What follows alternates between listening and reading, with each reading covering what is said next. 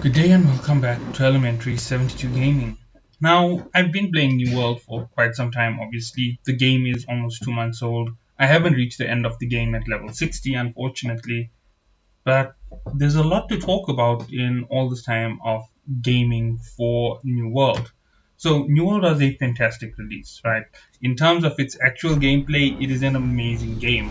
However, the game has been plagued with a lot of problems, right? Most of it come from the developer side. Amazon Games really dropped the ball heavy on New World. Um, I know a lot of people say it's an MMO, we should expect such things, but that's the reality of the situation. It was expected that that would have been what they were going to go through, so they should have better prepared for the launch. Instead, they showed us that they were trying to save as much money as possible on the launch. They were very how would I put this here? They were very conserved about the ways in which they addressed the issues that came up with the launch.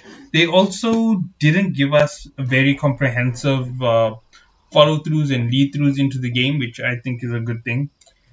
But what was worse than anything else is the amount of glitches and the amount of broken items in the game. Now, balancing changes are something that I don't like once a game officially launches. I believe that balance should be achieved in your beta because you have more than enough information, you gather information, you have it done. Yes, something which is broken, which isn't there, example, the throwing axe with the overloaded damage, yeah, you can sort that out, give it a nerf in that section so that it goes back to the proper usage. The ice gauntlet, making you immune inside that ice comb, fantastic thing to have. It can help you delay time for you to use your second health potion. It can do a lot of good for players when it comes to the game. But that is where I end giving good feedback towards New World. Now let's talk about the bad feedback.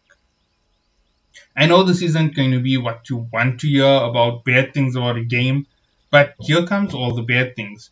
With the amount of delays that occurred on release, where it's actually about a week and a half to 2 weeks delay, and a separation of players from level to level, making players have a very different experience at each point in their playthrough.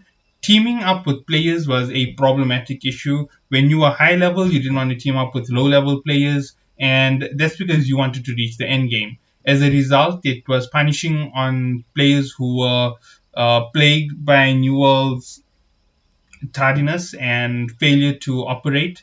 No compensation and no benefits were given to players. No XP boosting potions were given to make up for the what is it 7 days of lost XP. So you can expect to see players really exploit it. There were no speed ups given to players for mining, logging, any and all harvesting skills. There were no speed ups to gain weapon experience for 7 days, or just an overall boost 7 days of hyper 2 times or 3 times XP. You just use the potion once and you play like you would have normally. Now, it also did impact the game in a third way. People did take off from work to jump on and get ahead in the start and join their friends to get a good level so they wouldn't be too far behind when it came to their catch up. And unfortunately, those things were definitely plaguing the game. Now, in this way, I'm going to explain why I don't really support the ban of all players who used exploits. Exploits within the game were used very heavily due to Amazon's lack of foresight. Sorry, due to the lack of foresight and due to the fact that Amazon had done several other things that weren't all that honorable in terms of gameplay. They stacked the deck and they put in things to make sure that they had a wider community. They didn't consider the repercussions of their behavior. They didn't put enough server support. And to ensure that they didn't have excess server costing on their side, they made sure that all activities happen on the same server as your world. That causes a lot of lag, it causes a lot of glitching. The number of people on each server was quite extraordinary, it's quite high. That is what gives us the amount of lag in cities. It's what causes our vendors not to load. A secondary option would be to give you the access to vendors through your journals directly. They didn't think about it. It's something that definitely slows down the game. I honestly wasted 1.5 hours yesterday waiting for the Covenant vendor to load in Windsward. And that is no small feat for a game to achieve. And that was purely because the game was under heavy load. Now, moving on from this, the next thing that we have to talk about is the amount of heavy things that occurred when it came to cheating. I understand that the Void Bent story was something which was really big. People finding a way to manipulate it and get endless ingots is definitely something wrong. However, I know that cheating is cheating and it's a bad thing. I agree with that altogether. I'm one of those who are really hit hard with the incompetence of Amazon. I didn't cheat, and the fact that I didn't cheat says that I'm on the opposite side of the spectrum from those who did cheat. But I'm just going to give this here for their sake, for the sake of players in a game like this where the developers drop the ball so heavily. If you go back through my content, you'll find that I said some of the stuff about Eve Echoes, but I did compliment them on one thing. When they made a mistake, they compensate players. Now, obviously, this is a paid game. There is a free game. The difference is in a paid game, you expect the compensation to be there without you having to have to ask. And what could the compensation be? Well, the compensation could be as simple as giving each player a small token of armor, giving them a massive buff, giving them a massive opportunity to get ahead for a few hours of downtime. With the maintenance downtime, there is no reward for the players. There's nothing being given to us. There's no gold compensation. There's no return of orbs. There's nothing, right? You just have to know when those maintenance situations are hitting and hope that you have planned enough to not be affected by it. The game doesn't have failure safeties. For example, crash safeties, there are none of them. Unfortunately, if you crash in a high end activity, you lose all your progress. I've seen that myself from being in a war. I crashed in the middle of a war, the game crashed, kicked me out completely, and I couldn't get back in. I didn't get my reward for my part in that war. That is really unfair. It's really a bummer on my side. I'll never get to earn the rewards that I did in that particular fight. I'll never know how well I did, or how much of damage, or how much of absorption I took as a tank. Now, that being said, that's just one part of the situation that I really had to explain. Let's move on to the second part of the craziness, which makes up why I really don't think they should have been so harsh on them. Now, when it came to the Voidbend story and people using those glitches, I'm really just jumping back and forth with this. This is how I see it. If a person used Voidbend to catch up with their friends who were on launch going to play as hardcore as them, and all of them would have been in and around the same level, trading to the top with a minimum of about a day and a half between each other, the chance of an entire team of 5 people all having void armor at the same time is very high. The chance of you not having void armor after losing 2 weeks to that same group of players or friends is highly possible. Even 1 week makes it highly possible. 1 or 2 days difference isn't 1 or 2 days difference anymore. It now triples and quadruples. That's how big the difference becomes when you think about that small little impact of something as simple as a 2 week distance between each set of the game. So yeah, that's the reality that I see for New World. Now, as a result of the incompetence of Amazon and them not compensating players, players have to find ways to boost themselves well beyond where they could have legitimately in the game. As a result, they have used glitches. That means XP glitches where you find that experience is overloading. If you find a way to do it, you will do it. If you find that there's something which gives you XP at a much higher rate, example, going into a zone that's 9 levels above you with friends, if they were willing to carry you, you can get XP legitimately that way, but it's way too difficult. Another method was the glitches that we found with the Marketplace and the Town Board. Town Board and Marketplace have some type of glitch where you can purchase from the market, put it in your storage, and the Town Board counts it as being completed without taking the items instead of it being in your inventory.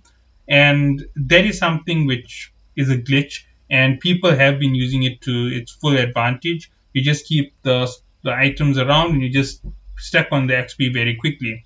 This year will allow you to climb the Town Board at a much higher rate. It will give you a ton of XP and it will upgrade facilities in cities at an alarming rate. That is something that a lot of people have done, unfortunately, and it is something that will continuously be done no matter what we have to say about it. Okay, let's jump ahead one more topic. The next thing on that agenda list would be the punishment for those who are caught with these glitches. Now, a lifetime ban is a bit harsh considering exactly what I said. This is a major fault of the developer. It's not a minor fault of the developer, just in case you were thinking that it's just something small from Amazon. Failing to give you a working game on launch, that is a major failure, right? And failing to accommodate all the players who prepaid for the game. Let me just make that clear. Those who prepaid for the game were the exact people that they should have been accommodating for the launch of the game. Instead, they accommodated for less than a tenth of that number of people, resulting in queues of up to 20,000 people, resulting in queues that lasted up to 2 days per login, resulting in lag that was so insane that even after you log in, you had to hope that you didn't get lag detects and get booted from the server, only to join the back of the line. Being dropped from your line in queue due to signal variance and bouncing was something that happened. Rejoining at the back of queues, being bounced in numbers in queues, all of that is on the fault of Amazon. Really poorly done, and there isn't anything that can be said to actually save them. The next thing is the way that servers are located and operated. You know, there's not much that you can say about it. They situated servers however they wanted to, and as a result, we ended up with the problems that we ended up with. There's nobody who can defend Amazon on that side. It's a lack of foresight and it's a lack of analytics, right? It's a lack of intelligence basically on the side of Amazon, and I can't believe I have to say that they're for a gaming developer because they are all maths freaks by the very nature just to be able to complete programming, and that means that they should have been able to punch the numbers to know they were off when it came to launch. Now, I know that I'm being a little bit harsh with some of those words and tones, basically calling them out on that, but it is the reality of the situation. You can't defend that behavior from Amazon. And banning players, I understand for those who sold the void bent ingots and used it to gain a monetary advantage in the game, I understand you banning those players for life. But a player who did it for a single set of armor or a single piece of armor, you know what? Take the knock, take the knee, and apologize for how you messed up. And don't apologize for it by just saying, "Oh, sorry about what happened during the start. We know we messed up your gameplay, we messed up your ability to coordinate, we messed up your ability to fight. But here's our compensation to your side. You banned from the game for cheating." Right? That is not what they need to do. What they really need to do is, we messed up, we made a lot of mistakes, we underestimated the pull of our game. As a result, we have decided to award each player 2,000 gold and an XP booster for 7 days. This year will apply to the new players in the game so that they can catch up with the amount of time they lost during the start of the game. Each person will be different for the first 2 weeks, blah, blah, blah. And considering how late it is right now, that wouldn't work. So, considering the point that we're at, considering the fact that we hadn't made compensation, here are some free skins for US players. They are quite an expensive item for them to give away, but it is something that doesn't take away from their bottom line. Give away a couple skins, give a player 28,000, 30,000 of the Aegeus coin, I think it's called. Let them pull over the skins, let them have some fun with it, and you will have satiated some of that hate. Considering how late you are to the party, I think that would be at least a fair statement on your side. Now, let's move on to the next set of problems that are plaguing the game. The next set of problems is organization. Now, this all runs down to the same thing straight from the start. A lot of people were organized in how they started the game, but when organization fell apart, things really cascaded, and they really caused other problems that are down the line, that are feeding into this negative impact of the gamer community in the game. So in order to get rid of it, they're really going to have to work hard to introduce new items in the following DLCs. And they have to remember that they have to accommodate that crazy rush each time a DLC drops. Obviously, I'm expecting them to drop the ball again. I don't think that they're going to learn from their first mistake. I think they're going to hope for lower numbers due to the lower numbers in the game. They're not going to count on their support staying steady. So yeah, we can expect to see some really big knocks coming from Amazon. All right, so that's been about it for this little video. I hope that you all do enjoy some of my content, and I hope that you'll understand my arguments. And I am really against the developers because they had a beta, and I played in the beta, and I felt the beta's